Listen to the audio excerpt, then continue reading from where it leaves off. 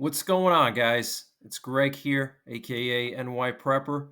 It is Monday, August 28th, 2023, and I have another emergency alert to share with you guys. Right now, it is 5:12 p.m. Eastern Time here in the United States. I wanted to give you an update on the situation with Idalia and also what's going on in Ukraine. So, before I get into the latest on Idalia, I want to just share some concerning information with you guys. Earlier this afternoon, just about 2 hours ago, we had three B 52s in the air and another presidential Doomsday plane in the air. Now, the presidential Doomsday plane landed in Colorado Springs. And if you guys are not aware, that's where Cheyenne Mountain is. Okay, that's where one of our continuity of government doomsday bunkers are for VIPs, for the president, vice president, etc.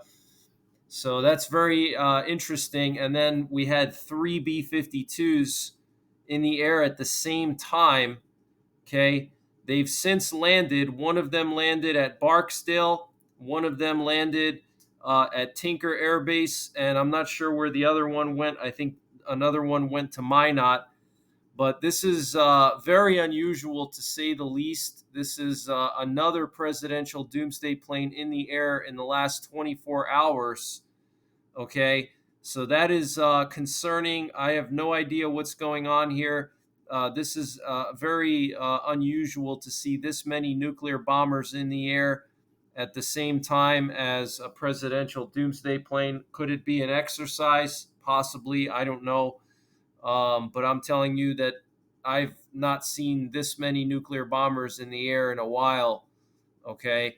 So just wanted to share that with you. And we have the U.S. Air Force evacuating a lot of their planes from Florida.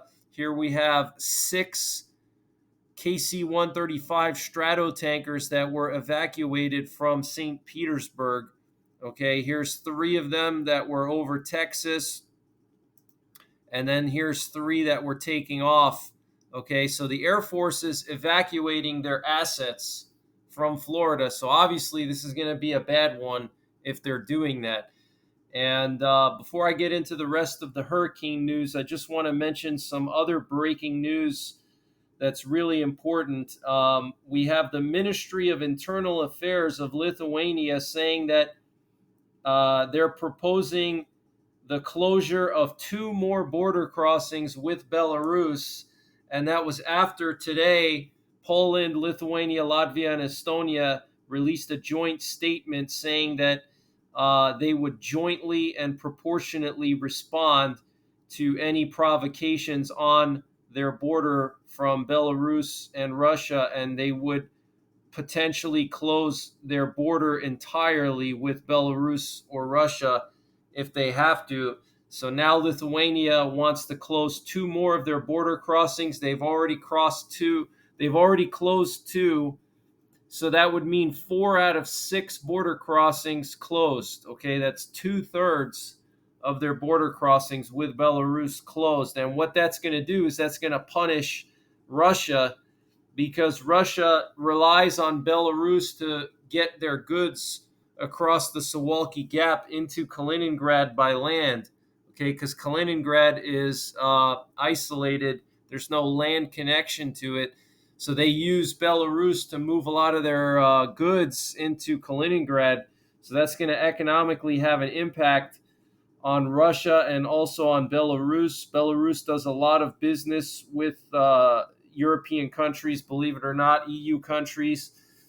We also have some breaking news coming from the Asia Pacific region. The Japanese Ministry of Defense has reported that Chinese and Russian military activity around the Japanese islands is at a very high level right now.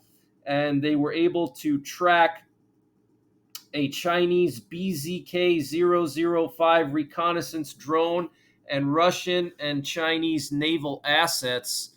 Okay, and this is the flight path of the Chinese reconnaissance drone. And you can see here it flew near these Japanese islands, and then here you have Taiwan.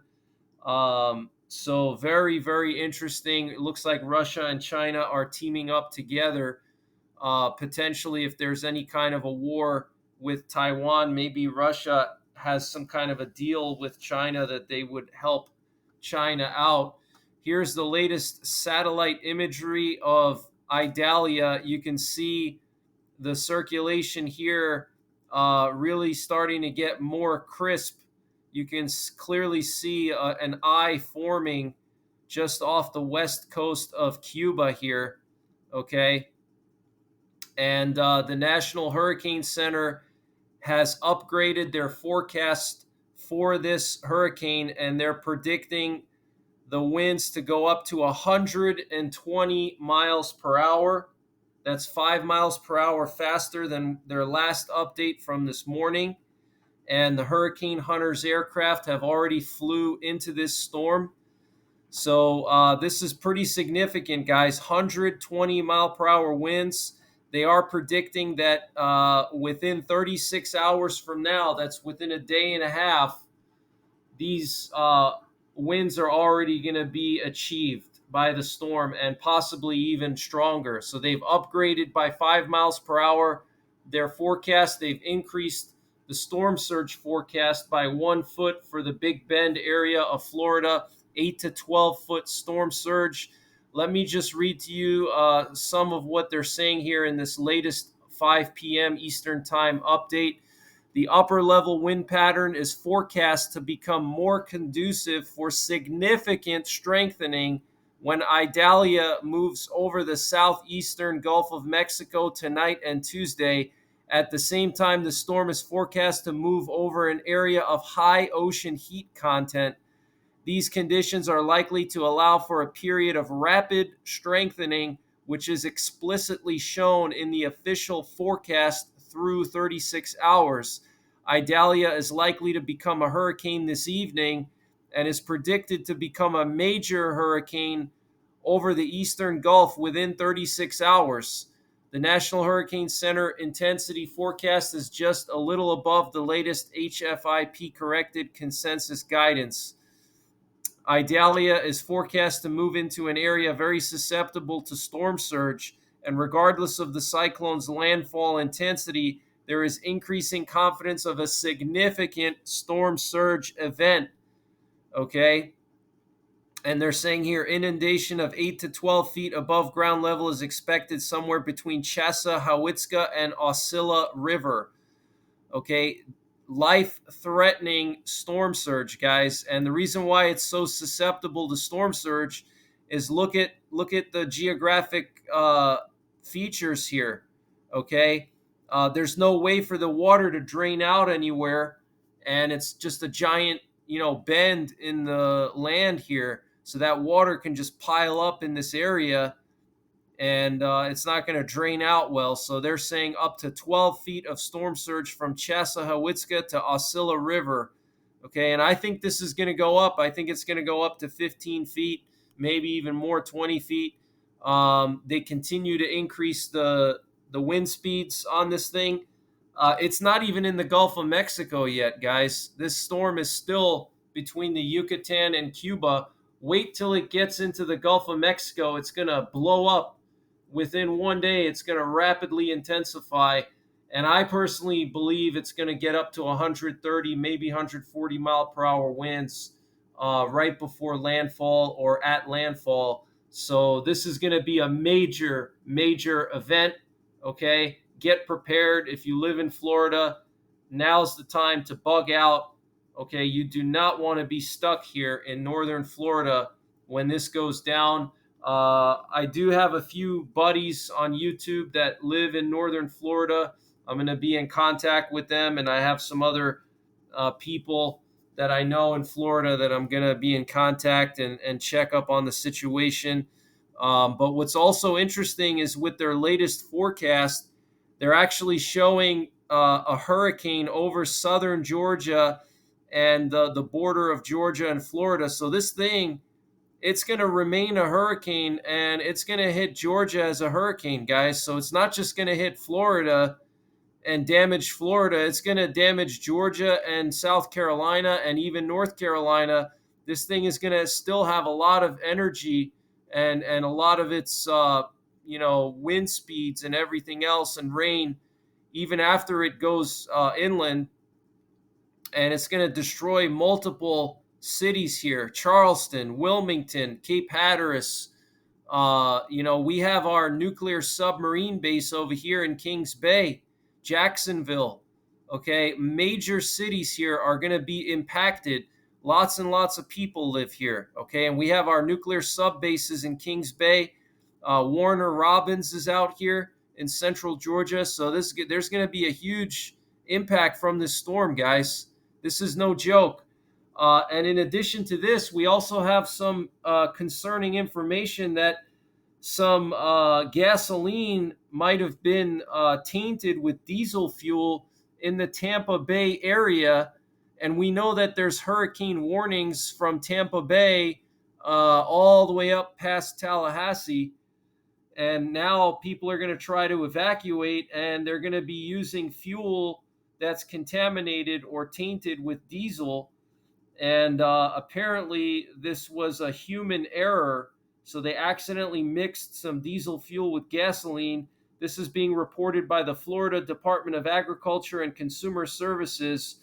And apparently, it's a Citgo fuel supply. Okay, so it's Citgo, and they distributed this bad fuel to at least 24 gas stations across Florida's Gulf Coast and the Tampa Bay area. And they don't want to release which stations they were, but they're saying that if you purchased gas for your vehicle after 10 a.m. on Saturday, this past Saturday, the 26th, in the Tampa area, there's a good chance you may have bad fuel. Okay.